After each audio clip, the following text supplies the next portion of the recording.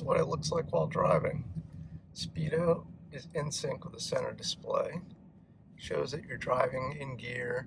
You can put tire pressures or other things up on that right rail. Hey everybody, when the Cybertruck first launched 2 years ago, it was the most advanced vehicle platform anywhere, not just the Tesla.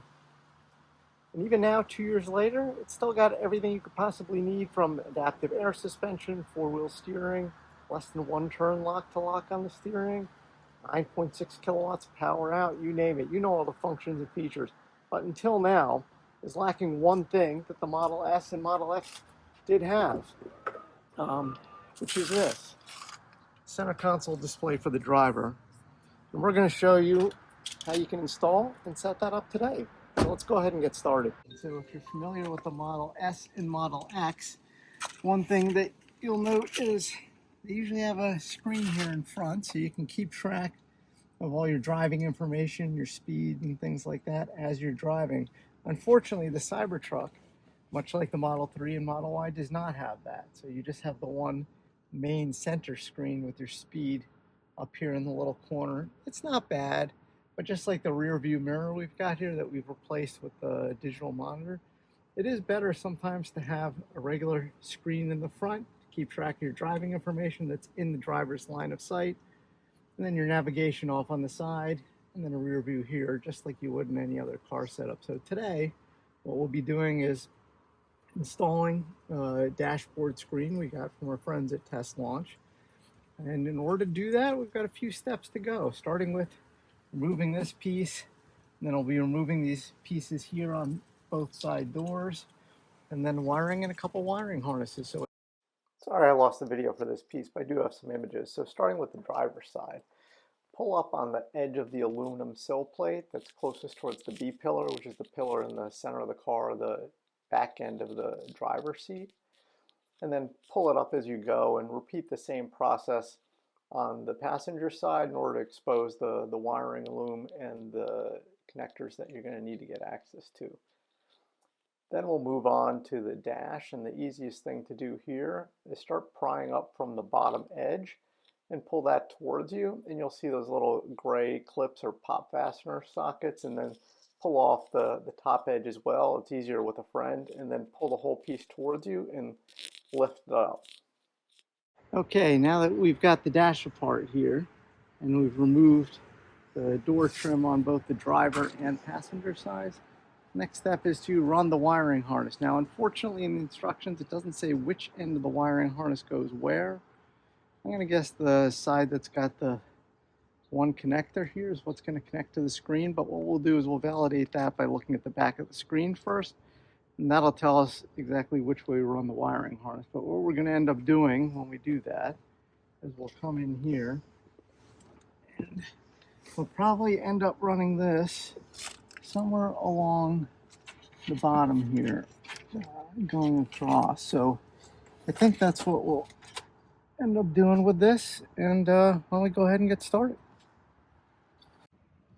On the passenger side footwell here, we have a couple of connections. Note that we've taken off this dash trim in order to run our wiring connector all the way across there. That'll hide in behind the back, and then we'll clip the screen back in.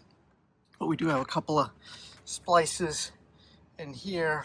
First is into this white connector. Actually, this is supposed to be sitting up here. That just slides back in. And I've got a second splice up in there. And then a third, this one's a little tricky. You're gonna have to peel back the carpeting. Let me zoom out a little bit. But if you peel back the carpeting in the wheel well, it's pretty much right under the middle of the glove box, all the way up and in there. That's your third splice point. So you kind of get the 1, the 2, and the 3, and then you're good to go. And then we'll close this back up. And as you're closing things back up here, what I find, it's easier to put this aluminum sill plate in first, and then kind of push this in. And also make sure that you kind of work the edge of your weather stripping here and just kind of lift it up like this and make sure it sits on top of all this trim. So that'll provide the appropriate amount of weather protection that you should be getting there. And then just work your way up from the bottom here into the footwell side.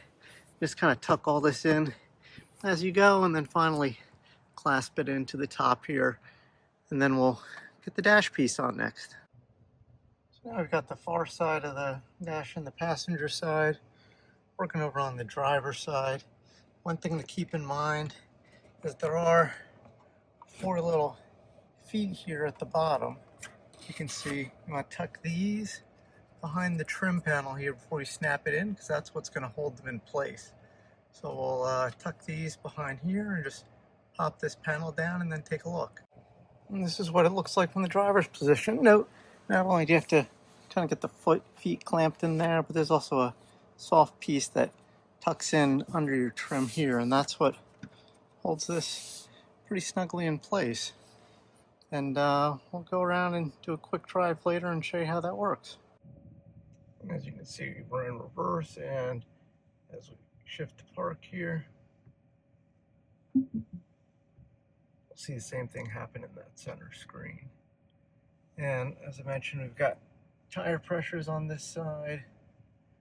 We've got settings, ability to hop into CarPlay or Android Auto, which I'll show you real quick. You can hop into CarPlay. That's super quick and easy. We've got all of our standard CarPlay controls and views. If we want to flip back, we just go to that home option. I'm sure everyone's seen CarPlay, but if you prefer to navigate with Apple Maps. And that's a wrap. Thanks for watching. I hope you liked this video. If you did, please do like and consider subscribing to join our channel for more information on EVs and Cybertruck. Have a great one.